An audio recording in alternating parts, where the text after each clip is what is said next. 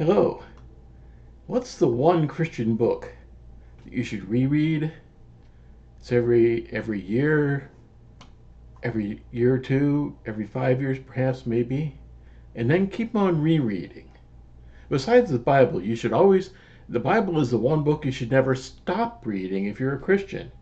You may have to, depending on what's going on, to work it into your schedule, but the one book I think that you should go back to regularly, besides the Bible, keep your eyes in the Bible first of all, is a book that was crucial in the American colonies from the late 1600s to the 1700s to the 1800s, before they became the USA, 1776 Declaration of Independence, and then afterwards.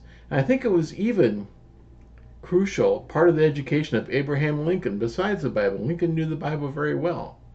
And although he didn't seem to have come to real faith then, perhaps until the last year and a half, perhaps, of his life. And there are different versions of what happened with Lincoln, but that's another story for another time. What book is that? It's this one right here, and The Pilgrim's Progress. John Bunyan, not Paul Bunyan, who is a character of Tall Tales, but John Bunyan, a real person who lived in the 1600s in England. And this seems to have been the version which I was showing was the version from around 1686, 1688 or so. But I'll tell you in a moment why. But please click like and subscribe. I'm going to be sharing some more over the next few months. I had a bit of a hiatus for a while, time out from posting, getting the ideas going like that, but I'll be back. And if this is helpful, please share for others. So why the Pilgrim's Progress?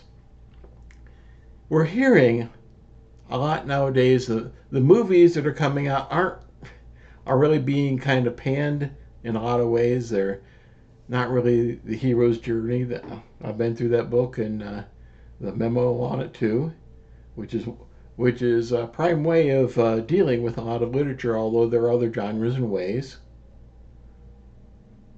But this book right here, Pilgrim's Progress, it's the hero's journey of the Christian life. Part of having meaning and purpose in your life, whether you're a man or a woman. He's not a superhero. Christian, the man in there, and then his wife Christiana in the second part, the follow-up. But he's an everyman, and also his friends. And as you read that, you'll see his hero's journey, not someone who was cut out to be a hero, but someone who's simply following his conscience, following the Lord, following the Word of God. And second part, the hero's journey of his family as they follow along. And you'll even come across a person, Mr. Greatheart, who is the companion hero of the second part, who accompanies Christian's family as they follow him after he's already passed away. And along the characters which Bunyan puts in here, they're funny, and they will speak to you too. A lot of the characters you see will be what we could call everyday villains, not like super villains, but like the everyday villains you may meet across your life.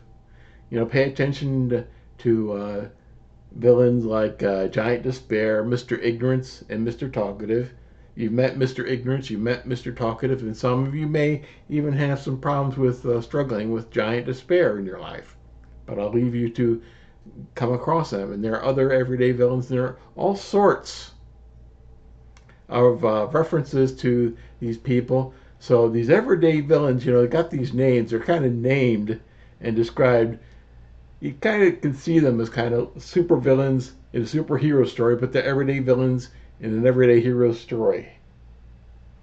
And every time I read it, it's been too long for myself not to have read this. I've read this probably, I don't think I've read it within the past 5 years, which I am so sorry now, because I just look at these marks and parts which I'll put in the post-it notes on and go, yeah, yeah, those still speak to me right now. I come away build up insights, advice for living the hero's journey of the ordinary Christian life. My copy came from the 700 Club years ago when I supported them briefly back in the 1970s. There are many ways you can find a copy. If you Amazon Kindle, you can find inexpensive copies. You can find heirloom copies. You can find copies that have illustrations and like that. You can find even those with what we call up-to-date English. And I'd encourage you um, to kind of consider whether you can get by with Bunyan's late 1600s English. It's a little bit clearer than Shakespeare, a little bit clearer than the King James Bible, and you can probably get by with some of his archaic words with a dictionary.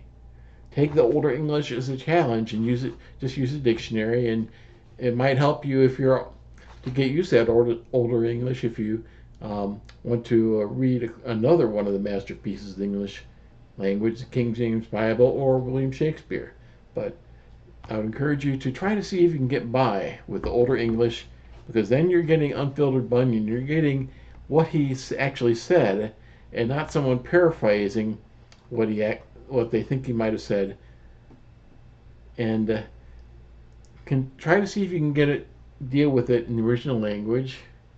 But maybe if you're dealing with in other ways, like I said, you can find editions with illustrations, and you can also look up illustrations and images on the internet to see. There have been parts which artists have been inspired by and depicted in illustrations over the years. But as you read this, I just said a moment ago, you'll also realize that you're reading great literature. It's one of the masterpieces of the English language. And the air conditioner just went on. I hope that's no problem, but it's hot and humid here, so I need that. But provides guidance for much of other English literature which followed on. And especially another book, I'd advise you to read this before you read one of C.S. Lewis's first Christian books, his book, The Pilgrim's Regress, which he takes the allegory, the metaphor of the journey here, and it's kind of like an anti-hero's journey for the first part of the stuff which he comes across, because it shows he deals with all the philosophy and other stuff, and a lot of things he has to say in Pilgrim's Regress are still valid. But I'd encourage you Pilgrim's Progress, Pilgrim's Regress, and also extra points for effort here. If you find that this speaks to you, you'll also find John Bunyan's autobiography, Grace Abounding to the Chief of Sinners, to be something that'll be helpful.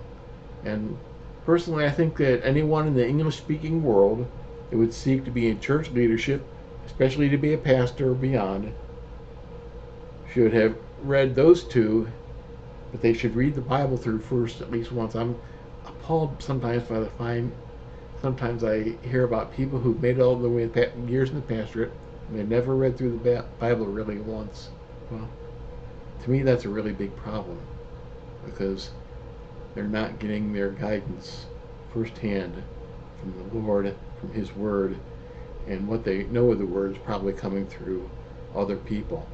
So, thanks for your time. Thanks for your attention. I hope this helps to guide you, and I'm planning on some more videos in the upcoming days. So, thank you again.